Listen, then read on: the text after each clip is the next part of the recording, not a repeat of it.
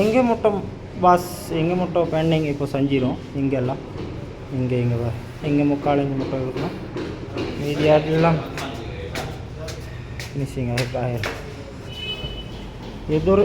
எது கொஞ்சம் சின்ன வேலை எங்காச்சுன்னா காலையில் நேரமாக வந்து எல்லாம் ரெடி பண்ணிடும்.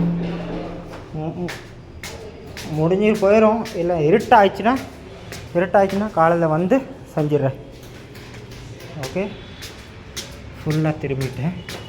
Full bend திரும்பிட்டேன். சொல்கிற மாதிரியே திரும்பிட்டேன்.